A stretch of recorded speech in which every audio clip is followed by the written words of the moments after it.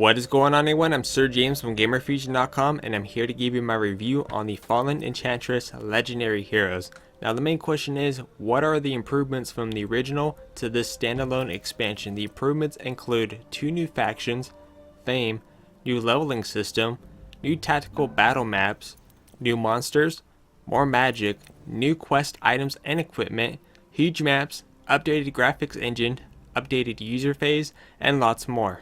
Now let me go ahead and talk about the graphics. As I mentioned, this game does feature an updated graphics engine. Now I've never played the original, but I did bring up some videos and I did a side-by-side comparison between the original title and this expansion, and I did notice a lot of visual improvements in terms from the actual details of the landscape itself, the units, the structures, buildings, pretty much everything. There is a huge visual improvement from the original and to this one, which was nice and appealing. Whether you're in battle or you're out on the actual world map, building your town and so much more. But the overall graphics together are really nice to the eye.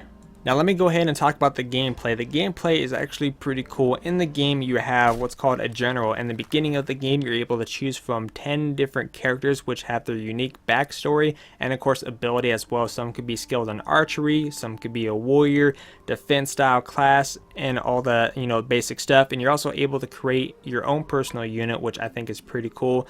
In terms of victory conditions, you have about 4 different type of modes you're able to play in. You have Conquest, Diplomatic, Master Quest, and Spell Making as well. You also have your variety of options of map settings and world settings in terms of how long units take to build, how much resources are going to be available on that specific map. You have about a few different type of maps. There's like a total of 6 maps you could play on, which go from small, medium, and large. Now you're not restricted to only 6. What's cool is that this game offers a map editor mode, which then you can create your own custom maps and so forth, giving you a variety of maps to choose from. Like, so you just have to create your own unique looking map, and then you could play on that map. So even though the game does offer 6, like I said, you're able to create more and add it to your list of library to choose from, which I think is cool. Now I'm not sure if there's an option where you could share with the community of your style maps, but I'll definitely look into that, see if there's an option. If that's so, then I think that's going to offer even a much more replayability for this game. Now, of course, your hero, you have about a few different paths you're able to choose. When your character levels up, you select a path. Now, this path, whatever one you choose, you're restricted to that one path only through the remainder of the game, unless if you unlock more generals, which I'll talk about that in a second. You have, in terms of paths, you have your assassin, defender, commander, mage, and warrior. And of course, just like I've mentioned, each have their own unique abilities. For example, assassins are able to ignore your armor and go for the lethal kill. Defender is good with the defense. Commander is good for your military might in terms of how much accuracy your units are going to have. Mage is obviously skilled in magic, and of course warriors are good with high strength and numbers altogether.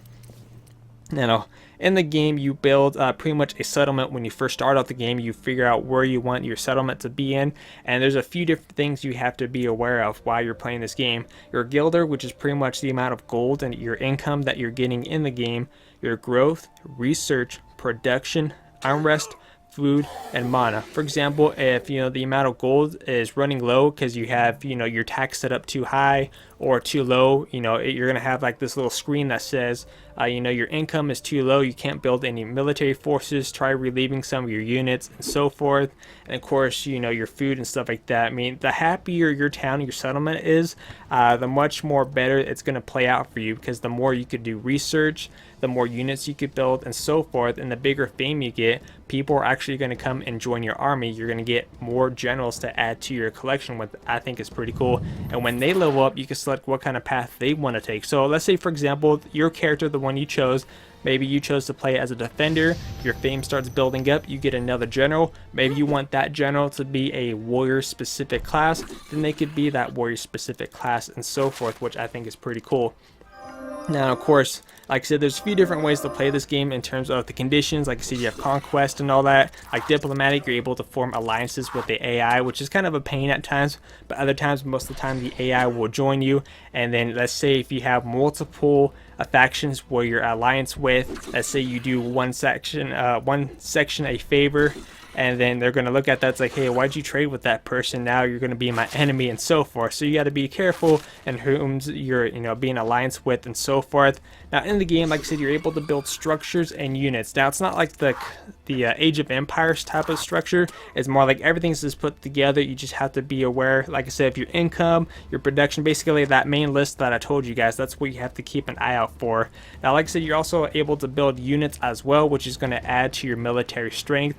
Now in the units, basically what would happen is that each unit has their own specific amount of moves they're able to make. So let's say, for example, I have a swordsman, for example. That swordsman can move a total of 3 or 4 times before that turn ends, and then after I end my turn, then they can move another 4 times depending on where I want to go. And you could actually combine units together to build a much more military strength. It goes up to a total of 9 when you first start off the game. You have a total up to I believe it was up to 5, and then as you progress in the game, you're able to unlock more slots to add more units into your military strength, because you're going to end up facing some much more stronger enemies later on, such as giants, dragons.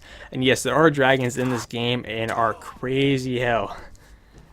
So pretty much, like I said, as you progress, basically you're just building your town together, making sure your village is happy as well, building your military strength, and of course you gauge in combat. Combat is pretty much the best way I could try to describe the combat is like Heroes of Might and Magic. Select your unit, it's basically a turn-based combat move. It's like, okay, now you can move this unit, and now it's the enemy's turn, they move their units, and each unit has their own unique special abilities. Like some could build, defensive structures, others could use magic, and then of course in terms of actual combat itself, when you attack units, you can actually attack more than once. And what I mean by that, let's say if an enemy goes up to my unit and I have units on the left and right side, meaning both of my units are going to attack when I attack with my one main unit, and so forth. Basically, it's, the more units you have close to the enemy, the more damage you're going to deal. You're able to dodge.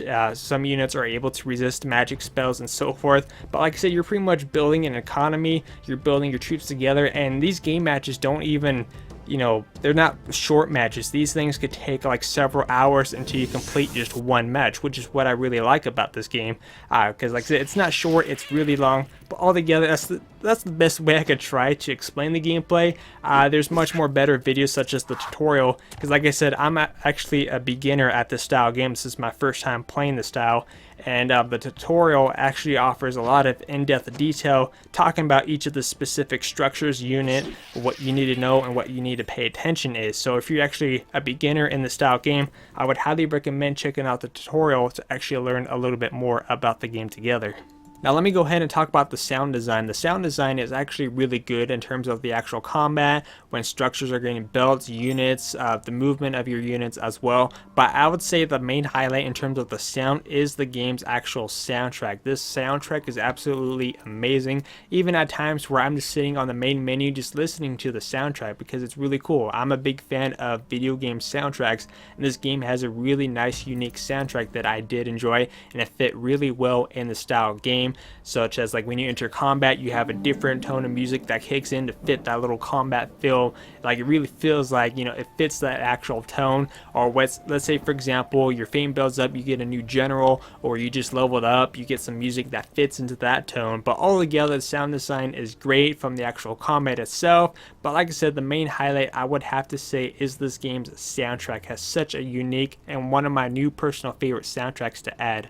As for the lifespan, this game is not really the type of game meant for everyone. If you like the style of games where you're building a military, building your town and cities, and keeping an eye on pretty much like your growth or your research, making sure your village is happy so you can continue being superior on the battlefield. If you like those style games, then this is something that's probably going to have great lifespan. Like I said, the battles don't even take a short amount of time. The battles take forever to complete. You also have, like I said, map editor, so you can keep creating unique levels to fit your personal needs. You can even create your own custom general, what I think is pretty cool. So like I said, if you like the style game, then this is something that's going to have great lifespan for you. If this is something that does not catch your personal interest, then it's probably not going to have a great lifespan for you. But for me, this has definitely a great lifespan altogether, and one that I'm going to end up enjoying as years go by. As for the innovative, did they do anything new, or was just a simple copy paste from the original onto this expansion? As I stated in the beginning, they added a lot of improvements to this game. I actually found a site where it had a complete list of what they did to the game, and that list was huge. I could probably sit here for another 20-30 minutes talking about each of the things that they've improved, fixed, and tweaked around, but then again, I don't really have time for that. But altogether, they have a lot of improvements from the original onto this one.